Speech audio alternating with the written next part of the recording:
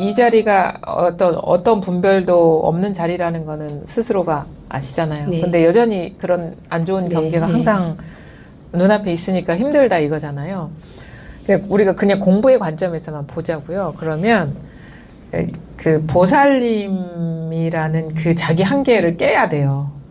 그러니까 보살님, 우리가 보통 나 자신에 대한 그 자기 규정들이 있거든요. 예를 들어 나는 신현수다, 나는 여자다, 나는 누구의 아내다, 나는 누구의 부모님이다, 뭐 누구의 자식이다, 아니면 나는 인간이다, 나는 이런 사람이다.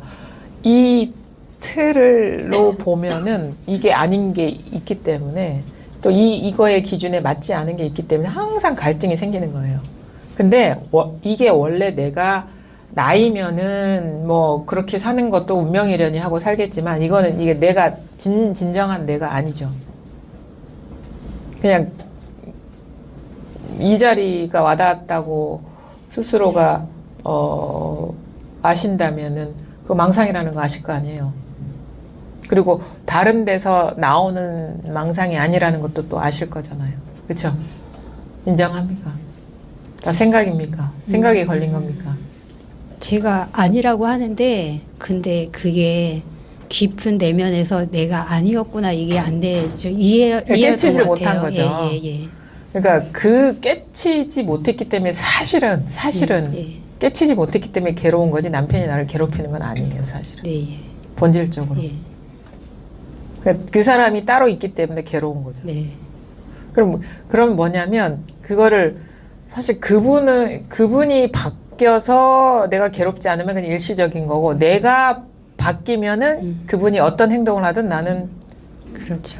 그렇죠? 예. 그럼 어느 길을 가겠어요? 이쪽 길을 가야 그 되잖아요. 길을 가려고 하는데 자꾸 경계에 끄달리니까. 그러니까 경계에, 그러니까 이때는 이렇게 해야 돼요. 예. 경계에 끄달린다라는 거는 나의 기준인 거예요.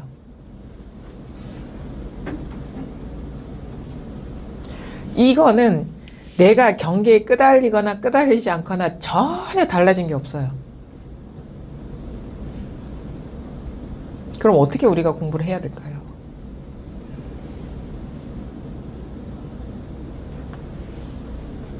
아닌가요? 내가 경계에 끄달려서 힘들었다고 해서 이걸 벗어났나요? 아니 똑같아요. 끄달리거나 안 끄달리거나. 뭐 확실합니까? 예, 똑같아요. 분명합니까? 예. 그럼 뭐가 문제가 되죠?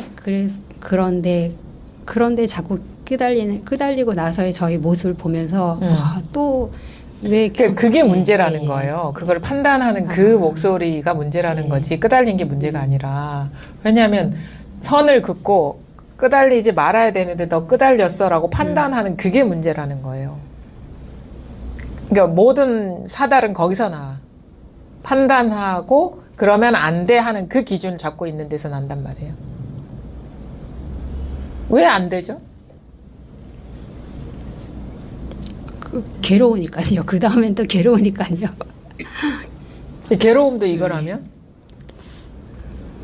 그게 거기 경지까지는 안 가고 있어서 진전이 없는 것 같아서. 그러니까 예. 보살님은 어떻게 예. 되냐면, 예. 어떻게 해야 되냐면, 괴로움을 배제하면 안 돼요.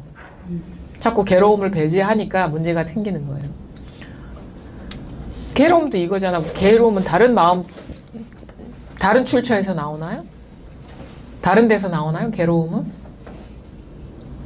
좋은 거는 여기서 나오고 좋지 않은 건 다른 데서 나오나요?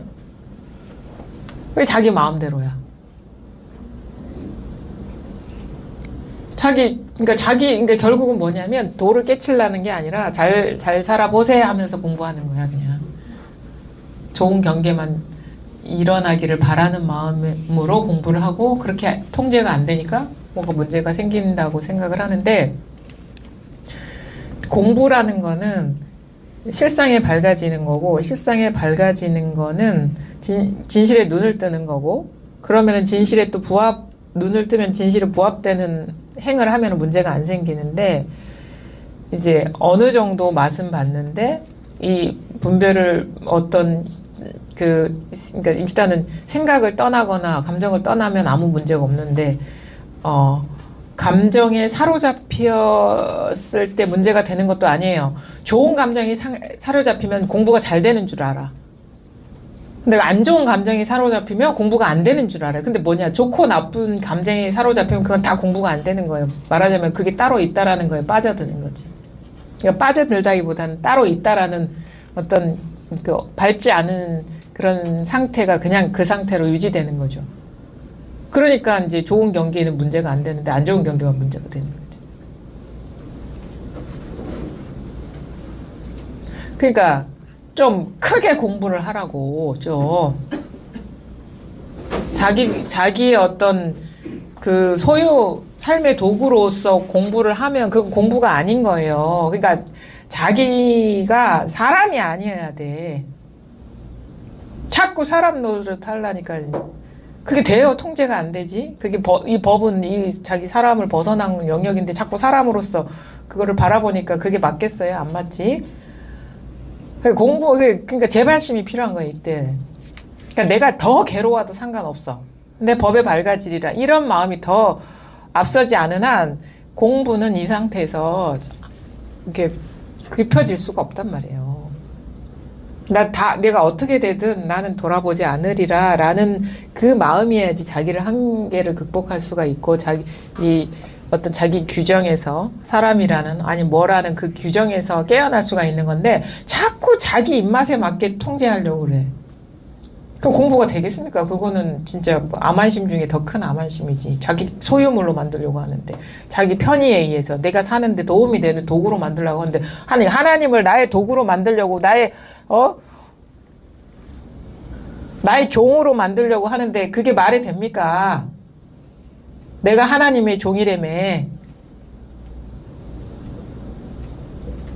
그게 안 맞잖아요, 실상에. 그러니까 여기에서 우리가 재발심이 필요한 거예요. 왜냐하면 그게 아니면 이 번뇌는 끝나지가 않습니다. 왜냐하면 이게 맞지가 않거든, 이게. 법에 맞지가 않거든. 그러니까 고통도 하나님의 얼굴임을 볼 수 있느냐 이거예요. 법에 내가 거부할 수 없는 그거라는 거를 배제할 게 아무것도 없다라는 거를 볼 수 있냐 이거예요. 그걸 깨치지 않으면 이 게임은 안 끝나요. 영원히. 그러니까 좋고 나쁜 경계에서 벗어나지 않으면 공부는 여기서 끝납니다. 그냥. 뻔해요. 사람이 뭐에 걸리느냐. 체험 안 했을 때는 체험이 안 돼서 걸리고 그 다음에 체험해서 뭔가 일이 없어지고 좋아지면 그 경계를 잡아요. 그러면은 좋지 않은 경계가 일어나면 자꾸 조작을 한다고, 영적 우회를 한다고, 퉁친다고, 합리화한다고, 그리고 떠나려고 그런다고, 경계를. 그 대수용이 안 되고